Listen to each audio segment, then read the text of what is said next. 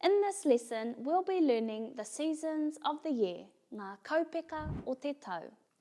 These words describe the characteristics of the seasons. The seasons of the year are raumati, summer, ngahuru, autumn, takurua or hōtoke, winter, and koanga, spring.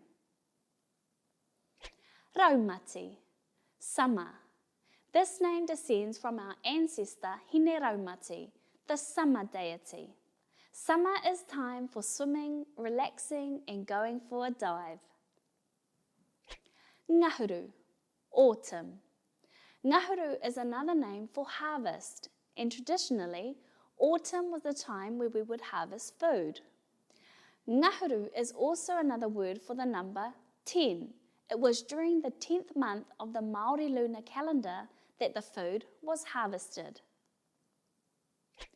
Takurua, winter. Takurua is the name for winter. According to our legends, Hine Raumati and Hine Takurua are the women of Tamanui Te Rā and come out at different times of the year. When it is cold, this is the time for Hine Takurua.